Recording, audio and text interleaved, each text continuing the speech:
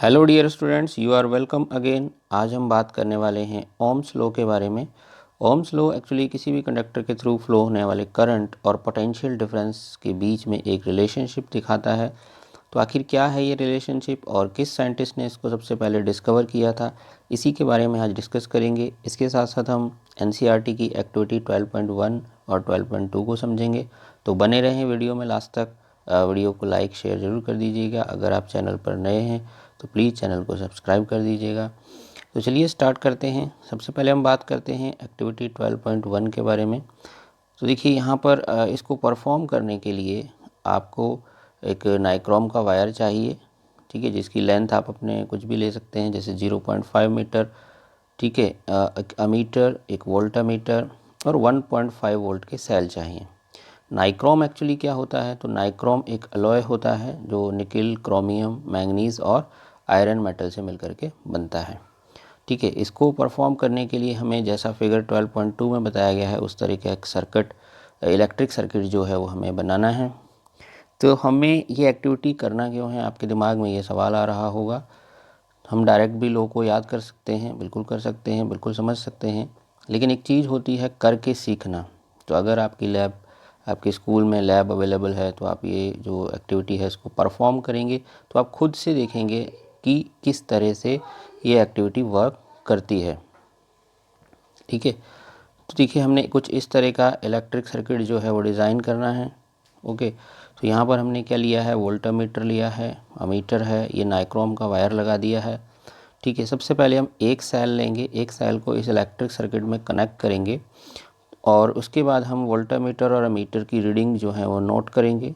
Note करने के बाद हम क्या करेंगे कि इन रीडिंग्स को यहाँ पर नीचे जो आपको टेबल दी गई है उस टेबल के अंदर नोट डाउन करेंगे। पहले हम एक सेल लगाएंगे, फिर उसके बाद हम दो सेल लगाएंगे, फिर तीन, फिर चार, एक ऐसे करके हम अलग अलग टाइम पे बार बार सेल्स की संख्या को इंक्रीज़ करते जाएंगे और हर बार करंट की और वोल्टामीटर की जो पोटेंशियल डिफरेंस की जो भी वैल्यूज़ आएंगी वो इस टेबल में रखते जाएंगे और साथ ही साथ हम V अपॉन I का यानी वोल्टामीटर वो वोल्टेज का और एम्पियर का जो है रेशियो भी यहाँ पे निकालते जाएंगे। तो हम क्या ऑब्ज़र्व करेंगे, देखिए कि हमेशा जो V और I का रेशियो आएगा वो एक कांस्टेंट आएगा, ठीक है, वो एक कांस्टेंट रहेगा हमेशा, ठीक है। यानी कि जितना V और I का जो अगर हम रेशियो निकालेंगे तो अगर हम उसका एक ग्राफ बनाएंगे, ठीक है, तो ग्राफ में आप देखेंगे वो हमेशा हमको एक स्ट्रेट लाइन मिलेगा, ठीक है, एक स्ट्रेट लाइन ग्राफ मिलेगा। तो यानी इस एक्टिविटी से हमें क्या सीखने को मिलता है, we will find that approximately the same value of V upon I is obtained in each case. यानी हर केस में हमको V अपॉन I की जो वैल्यू मिलती है, यानी जो पोटेंशियल डिफरेंस और करंट का रेशियो है वो हर केस में सेम मिलता है। और ग्राफ जब हम बनाते हैं तो वो हमको एक स्ट्रेट लाइन ग्राफ मिलता है, यानी V अपॉन I की जो रेशियो है वो कांस्टेंट रेशियो है। इस चीज़ को सबसे पहले 1827 में जर्मन फिजिसिस्ट जॉर्ज साइमन ओम ने नोटिस किया था, ठीक है। तो उन्होंने इसके रिलेशनशिप को हमें एक्सप्लेन किया, तो उन्होंने इससे रिलेटेड एक लॉ दिया, तो वो लॉ जिसे ही हम ओम्स लॉ के नाम से जानते हैं। तो एक्चुअली ओम्स लॉ क्या था, तो उन्होंने क्या बताया कि किसी भी potential difference V across the end of a given metallic wire in electric circuit is directly proportional to the current flowing through it provided temperature remain the same। मतलब अगर किसी भी कंडक्टर के थ्रू फ्लो होने वाला जो electric current है उसके पोटेंशियल डिफरेंस के डायरेक्टली प्रोपोर्शनल होता है अगर हम टेम्परेचर को सेम रखें, ठीक है। यानी कि पोटेंशियल डिफरेंस करंट के डायरेक्टली प्रोपोर्शनल होता है, ओके। इसको हम इस तरह से भी लिख सकते हैं, यही था ओम्स लॉ, ठीक है। इसको और दूसरी भाषा में हम लिख सकते हैं, दूसरी लैंग्वेज में बोल सकते हैं, किसी भी कंडक्टर के थ्रू फ्लो होने वाला जो इलेक्ट्रिक करंट है और उसके जो एंड्स के अक्रॉस, यानी पोटेंशियल डिफरेंस हमेशा कहाँ पर होगा, जैसे मान लीजिए ये A पॉइंट है किसी कंडक्टर का, ये B पॉइंट है, तो यहाँ का पोटेंशियल और यहाँ के पोटेंशियल का जो डिफरेंस होता है उसे हम पोटेंशियल डिफरेंस बोलते हैं। तो इस पोटेंशियल डिफरेंस, ये जो पोटेंशियल डिफरेंस है दोनों सिरों का, किसी भी कंडक्टर के दोनों सिरों का, और उसमें फ़्लो होने वाला जो इलेक्ट्रिक करंट है वो हम एक दूसरे के क्या होते हैं, डायरेक्टली प्रोपोर्शनल होते हैं। इसका मीन्स है कि अगर आप v की वैल्यू को इंक्रीज़ करेंगे तो i की वैल्यू इंक्रीज़ होगी, ठीक है। v की वैल्यू को डिक्रीज़ करेंगे तो i की वैल्यू भी क्या होगी, डिक्रीज़ होगी, ठीक है। तो इसको हम चेंज करके इस फार्मूले को अगर हम v डायरेक्टली प्रोपोर्शनल i है यहाँ पर, तो यहाँ से ये प्रोपोर्शनैलिटी का साइन हम रिमूव करते हैं तो हम क्या मिलेगा हमको, v इक्वल आई आर, ठीक है। तो यहाँ पर r क्या है, r एक कांस्टेंट है जिसे हम रेजिस्टेंस कहते हैं, ओके। तो रेजिस्टेंस क्या होता है, तो it is the property of a conductor to resist the flow of charge, यानी किसी भी कंडक्टर की वह प्रॉपर्टी जो चार्ज के फ्लो को रजिस्ट करती है, रजिस्ट करना मतलब रोकना, ठीक है। जो चार्ज के फ्लो को रजिस्ट करती है उसे ही हम क्या कहते हैं, रेजिस्टेंस कहते हैं, ओके। जो रेजिस्टेंस है इसकी ऐसा यूनिट जो होती है वो ओम होती है, जिसको हम Greek symbol, Greek letter omega के द्वारा रिप्रेजेंट करते हैं, ओके। तो अगर हम v इक्वल आई आर है, इसको हम डिफरेंट तरीके से अरेंज कर सकते हैं। अगर हमें i निकालना हो तो क्या हो जाएगा, v अपॉन आर। अगर हमें r कैलकुलेट करना हो तो क्या हो जाएगा, v अपॉन आई। तो यहाँ पर अगर आप देखें r equal v upon I है, तो यानी वोल्ट पोटेंशियल डिफरेंस और इलेक्ट्रिक करंट का जो रेशियो भी रेजिस्टेंस होता है। हम रेजिस्टेंस को इस प्रकार भी डिफाइन कर सकते हैं, the ratio of potential difference and electric current is called resistance, ठीक है। और इस फार्मूले से हम ये भी डिफाइन कर सकते हैं 1 ओम। अगर आपसे पूछा जाए डिफाइन 1 ओम, तो देखिए 1 ओम अगर हमें डिफाइन करना है तो r, इस फार्मूले का यूज़ करेंगे हम, r equal v upon I, ठीक है।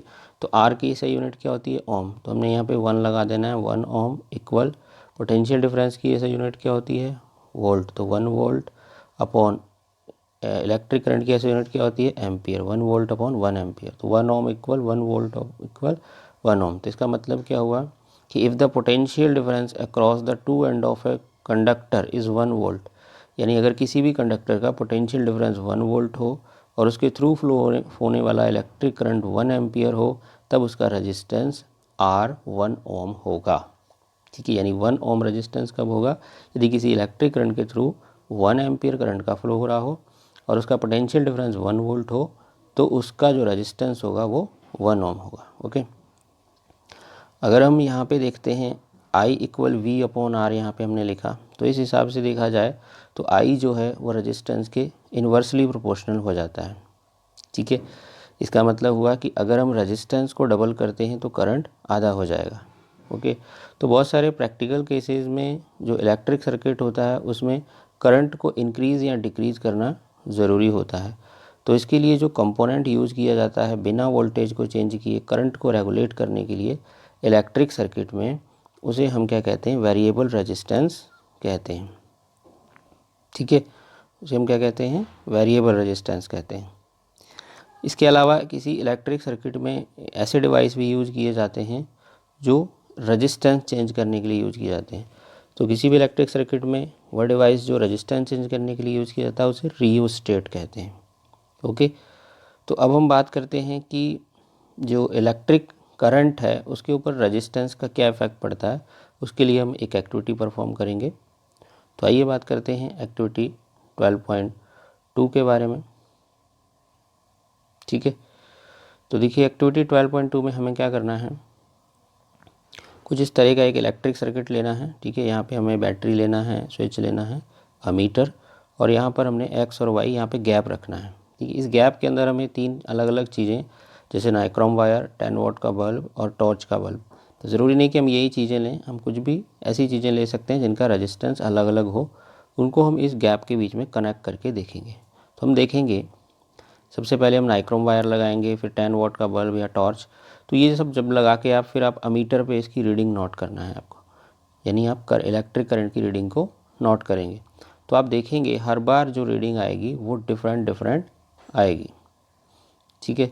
तो इस एक्टिविटी से हमें क्या समझ में आता है, इस एक्टिविटी से हमें ऑब्ज़र्व करते हैं कि डिफरेंट जब हमने कंपोनेंट्स लगाए तब इलेक्ट्रिक करंट जो था वो डिफरेंट था।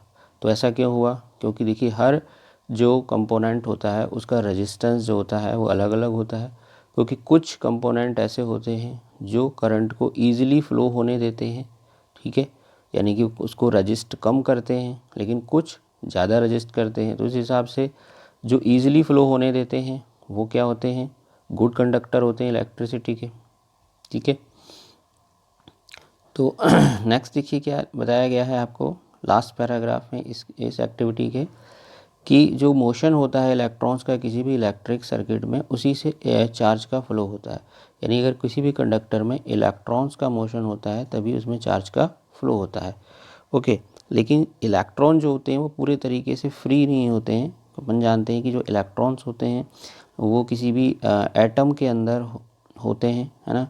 और एटम में क्या होता है कि सेंटर में न्यूक्लियस होता है, उसमें प्रोटॉन न्यूट्रॉन होते हैं, और इस एटम के चारों ओर यहाँ पर अपनी अपनी ऑर्बिट में इलेक्ट्रॉन्स रिवॉल्व करते हैं। तो इलेक्ट्रॉन पूरे तरीके से फ्री नहीं है, ये जो एटम के अंदर ही रहते हैं, यानी कि एटम के अंदर ही ये फ्लो करेंगे, ठीक है। तो जो कंडक्टर होते हैं उनकी प्रॉपर्टी होती है कि वो इलेक्ट्रॉन्स के फ्लो को रेजिस्ट करते हैं या रिटार्ड करते हैं, ठीक है। तो ऐसा कोई कंपोनेंट जो कम रेजिस्टेंस लगाता है, जो इलेक्ट्रॉन को इजीली फ्लो होने देता है, वो अच्छा कंडक्टर माना जाएगा। और जो नहीं होने देते हैं वो इंसुलेटर कहलाते हैं। जिनमें बिल्कुल भी इलेक्ट्रॉन्स का फ्लो नहीं होता है वो क्या होते हैं, रेजिस्टेंस होते हैं। तो a component of identical size that offer high resistance वो क्या होता है, पुअर कंडक्टर होता है। A conductor having some appreciable resistance is called register.